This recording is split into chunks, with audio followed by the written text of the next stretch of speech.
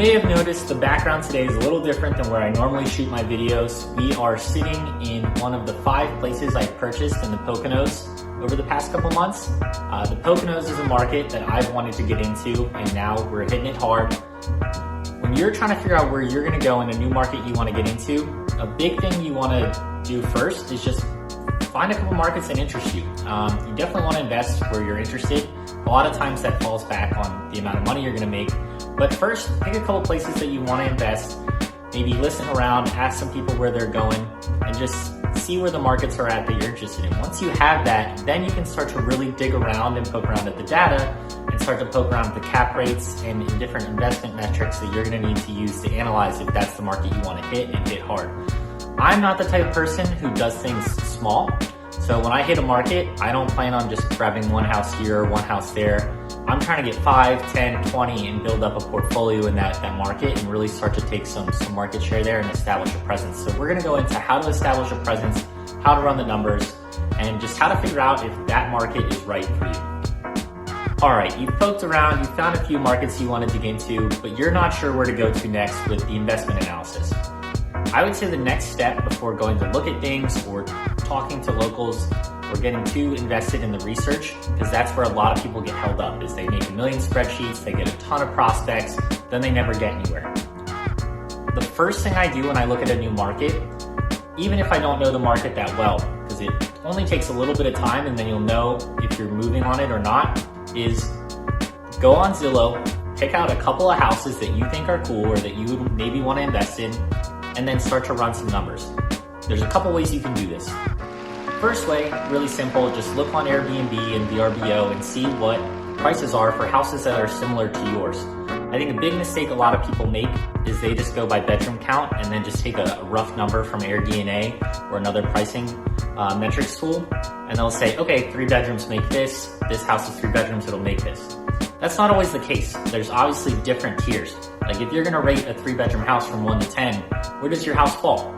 I try to buy houses that only fall on like the 8, 9, 10 scale, because I like to buy cool stuff. Like to rent cool stuff, my target market for renters is more of a luxury market. So for me, I'll go onto Zillow or the MLS, I'll pick out some houses and I'm like, wow, this house is dope. Then from there, I'll take it into Airbnb comps and I'll take it one step further and I'll take it into the software that I use for pricing called Price Labs.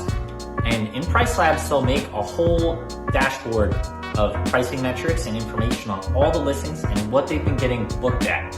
That's super important because the prices you see on Airbnb, it's hard to see what the hosts are actually getting booked at. Whereas if you use a pricing software and see how many reservations are coming in, what are they actually getting booked at? What's the median price? What's the 75th percentile? Because I pick out houses that are like an 8, 9, or 10 on the scale, I know that my houses are gonna fall in the 75th to 90th, even the 100th percentile of the price booked.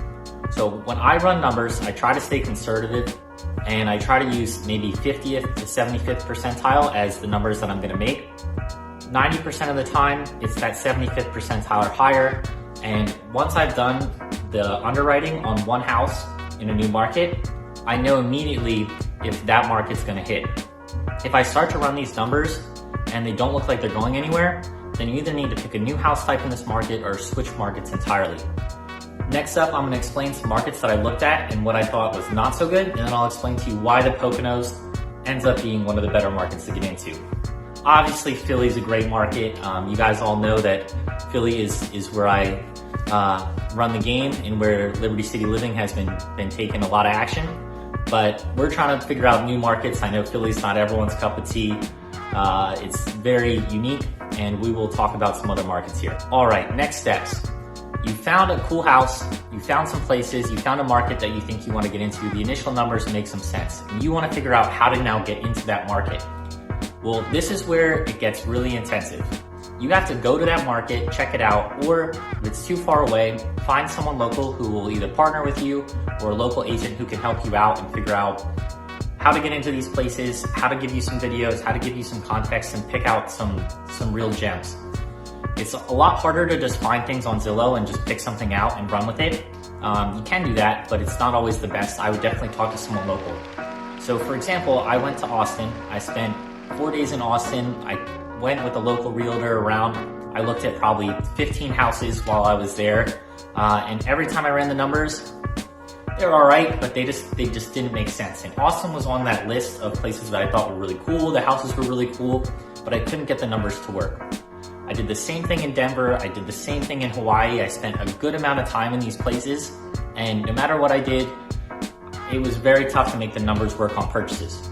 The Poconos was different. The Poconos, I was able to run the market.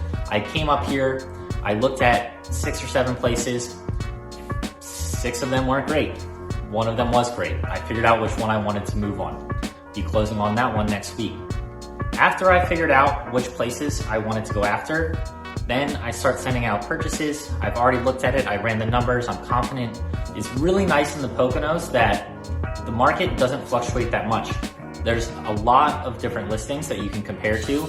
And if you try to do what I do, where you pick your niche, you can run with it and you'll know your prices all day long. So definitely use those pricing softwares. Again, Price Labs is super, super helpful. If you just look at Airbnb, you're gonna get numbers that are all over the place. There's a lot of hosts who don't host professionally, who aren't doing all the things that it takes to extract every dollar while still giving great value to your guests. And I think that's something that we have in our back pocket that helps us a lot. You wanna compare yourself to the more professional hosts to see what kind of numbers you can get, hopefully, because hopefully you wanna host like a professional. You should also talk to different management companies in the area.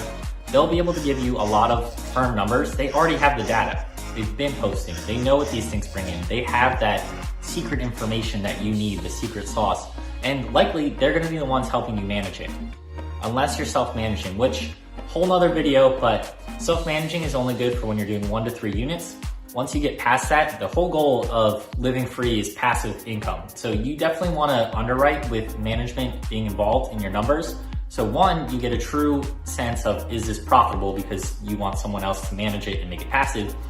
And 2, you want to talk to a management company because they'll have all the information that you're going to need to get into a new market.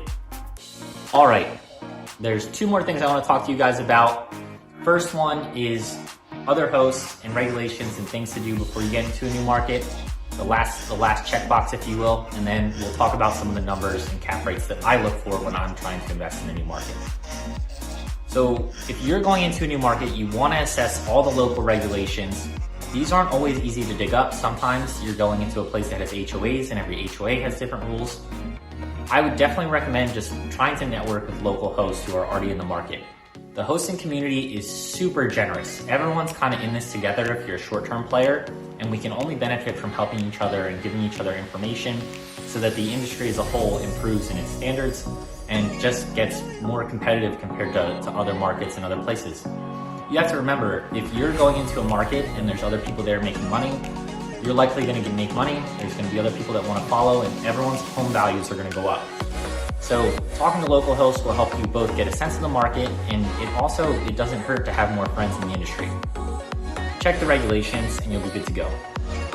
As far as cap rates, the moment you've all been waiting for, I usually look at the long-term rents, and if the long-term rents aren't like at least a 6 or 7% cap, I'm out. In some areas of the country, you're probably hearing that and thinking it sounds crazy. Well, 1, that is doable, 6 to 7% long-term. 2, short-term market, if it's 6 to 7% long-term, I know I'm getting at least 11% cap rate.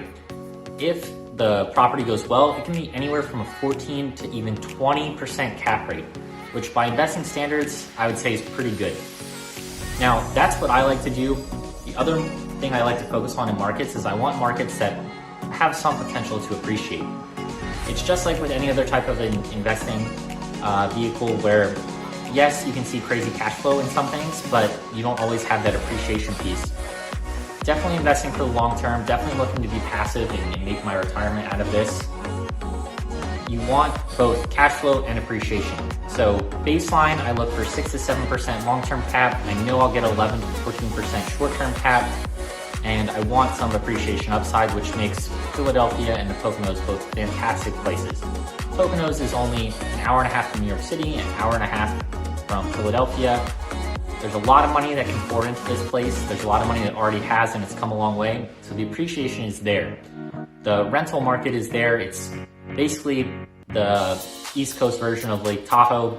not as prestigious. There's a lot more money flowing in from California, I would say, and New Yorkers have a couple more options to go vacation at. But as far as the Poconos, it's definitely a winner all day long, and I would suggest you check out that market. All right, you guys, thanks for joining me today. I hope you learned something on this video about how to enter a new market. I'm gonna be going to check out Vegas soon. I think it's gonna be a really fun place to go.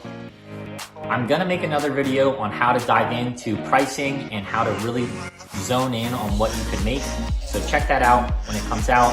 And if you have any other questions on short-term rentals or how to get into markets, just hit me up. If you learned anything, please subscribe to my channel, like it, comment your questions, I'll answer them. We got this, we're in this together, and live free.